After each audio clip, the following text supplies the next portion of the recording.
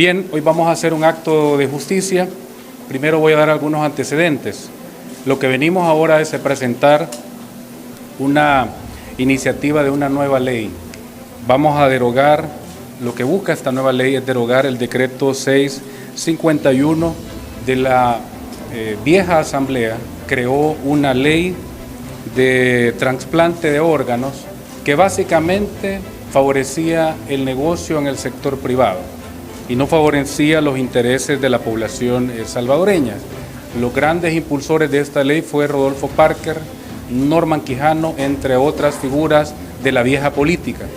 Crearon una ley que el presidente incluso observó, les hizo señalamientos importantes y quiero hablar de esas fallas de esa ley que ellos aprobaron. Lo primero es que fomenta el negocio para el sector privado. Me voy a explicar.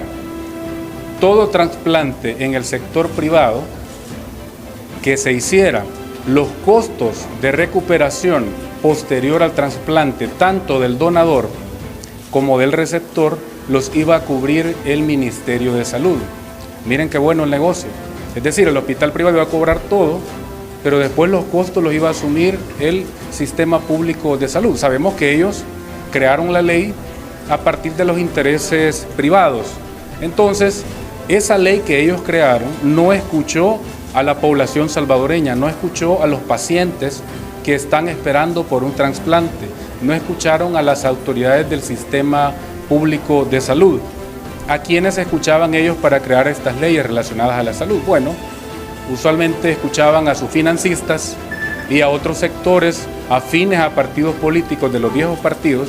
Ustedes los veían desfilar en la Comisión de Salud, pero no escucharon realmente el clamor y la necesidad de la población. Por lo tanto, ese es otro aspecto grave de esa ley.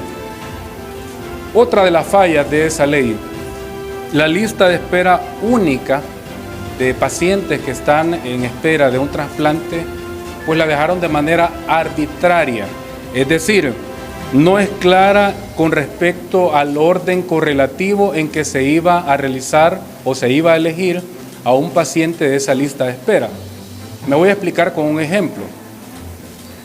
En un banco, imaginemos que hay una cola muy grande, hay varias personas que llevan un buen rato esperando para entrar al banco, pero de repente el que llega de último a la fila tiene conectes con el vigilante, tiene tráfico de influencias para poder entrar al banco y así burlar a todos los que están haciendo la fila. Exactamente eso es lo que pasaba con la ley que ellos dejaron. Es decir, alguien que tenga poder económico e influencia podía alterar el orden de esa lista de espera.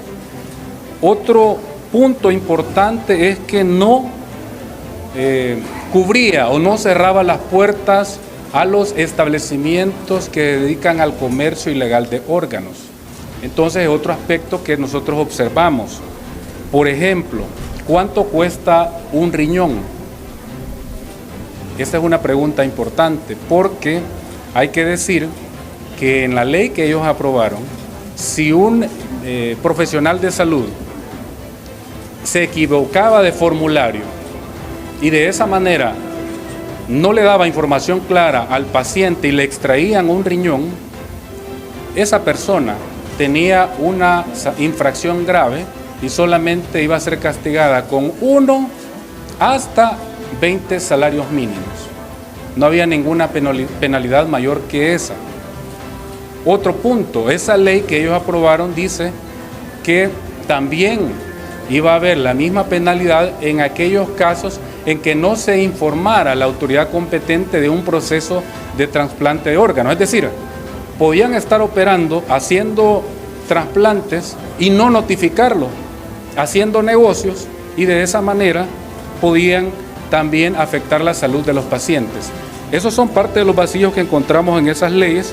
El otro punto es el conflicto de interés porque estaban dejando como árbitro para que regulara todo el tema del trasplante a las juntas de vigilancia de la profesión médica del Consejo Superior de Salud Pública. Y nosotros sabemos perfectamente que ahí hay conflicto de intereses, sobre todo porque ellos tradicionalmente han estado también, estos profesionales, trabajando en el sector privado. Entonces, podía generarse un conflicto de interés. Por eso hoy le decimos a la población, estamos presentando una nueva iniciativa de ley especial sobre trasplante de células, tejidos y órganos. Esta ley tiene básicamente 9 puntos claves que ahora voy a explicar.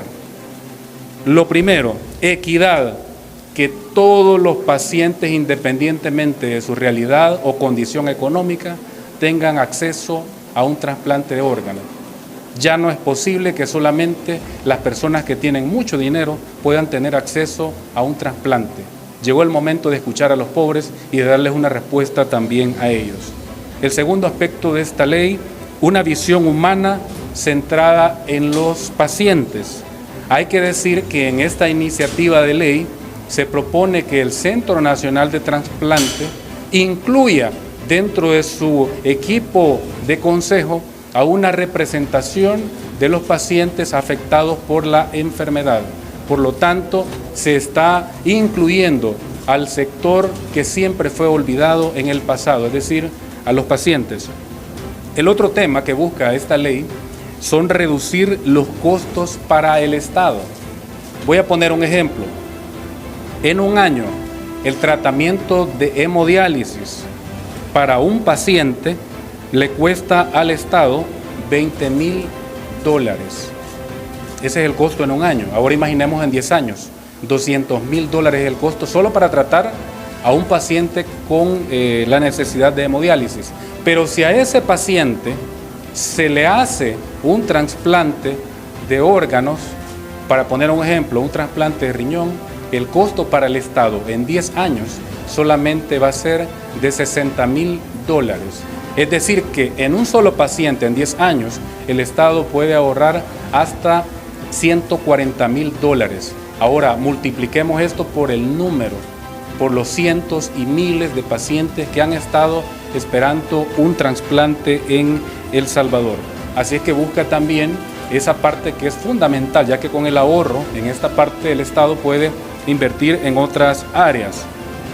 El otro punto de esta nueva ley es aumentar la disponibilidad de órganos, tejidos y células con base a la donación voluntaria no remunerada, es decir, crear una cultura de donación, y eso es bien importante.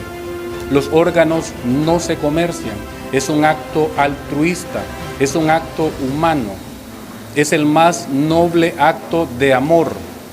Un solo donador puede salvar hasta 8 vidas y puede impactar en la vida de 50 familias. Así que es importante decir, un aspecto que incluye la ley es el donante fallecido. En los países desarrollados, en los países que hay mucho avance en este tema, el donante fallecido es clave, porque se pueden aprovechar o se pueden utilizar la mayoría de órganos para poder salvar otras vidas. En El Salvador, hasta este momento, solamente se hace trasplantes con seres vivos. Hasta este momento no se hace trasplante con personas fallecidas. Es importante decirlo. El otro punto de esta ley, y es importante, es cerrar las puertas al trasplante ilegal de órganos. La Organización Mundial de la Salud, de acuerdo a los datos recientes, establece que en el mundo el 10% de todos los trasplantes provienen del comercio ilegal de órganos. Y los países más vulnerables han sido los países en vías de desarrollo, muchos países como la región centroamericana, países de Latinoamérica, donde la condición o los marcos jurídicos regulatorios no han sido fuertes, no han tenido la solidez para enfrentar el tema del comercio ilegal de órganos. Por lo tanto, la ley establece un mecanismo de vigilancia, control e inspección de todos los establecimientos que se van a autorizar para el trasplante de órganos, tejidos y células. También la iniciativa de esta ley suprime los conflictos de interés que puedan afectar a los pacientes. El árbitro central será el Consejo Nacional de Trasplante, integrado por las instituciones claves del Sistema Nacional de Salud, pero también tendrá representación la Asociación de Pacientes Transplantados. También se van a incluir, y se quita lo que había en la vieja ley, que es la autoridad se la daban a las juntas de vigilancia de la profesión médica del Consejo Superior de Salud Pública. Y un aspecto relevante es que la característica de la nueva Asamblea Legislativa es escuchar a la población. Esta nueva ley se va a construir con todos los actores que antes fueron olvidados, la población salvadoreña, los pacientes, las familias de los pacientes. Vamos a traer testimonios de personas que han recibido trasplante, de donadores y receptores, de expertos en la materia, nacionales e internacionales, a las autoridades de salud que nunca fueron incluidas cuando se aprobó la vieja ley. Y el aspecto final, no menos importante, es que con esta ley busca preparar a El Salvador hacia el futuro. Quiero decirles que en términos de salud, expertos internacionales aseguran que la cirugía más solicitada dentro de los siguientes 20 años será la cirugía de trasplante de órganos. Por lo tanto, El Salvador debe de dar los primeros pasos para estar preparado. Esto es un acto de justicia. No es posible que este negocio se le haya dado al sector privado. Desde 1985 que se realizó el primer trasplante de órganos en el Seguro Social, hasta la fecha no ha logrado realizar ni siquiera 1000 trasplantes renales. En España en 2 meses hacen eso, lo que nosotros hemos hecho en 30 años, ellos lo hacen en 2 meses. ¿Por qué razón? Porque el negocio estaba en el sector privado y además, como no había un marco legal fuerte, también se permitía el comercio y tráfico ilegal. Por lo tanto, le estamos respondiendo a la población salvadoreña como bancada nueva, como bancada legislativa, bancada CIAN, les decimos, estamos escuchándolos, nuestro compromiso es hacer justicia para poder dignificar a los pacientes que nunca fueron escuchados, que nunca fueron atendidos. ¿Cuántos niños están esperando un trasplante?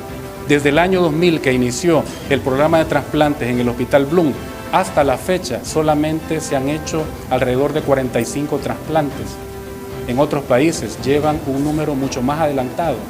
¿Pero por qué razón?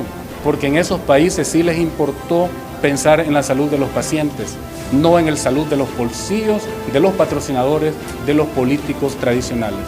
Muchas gracias.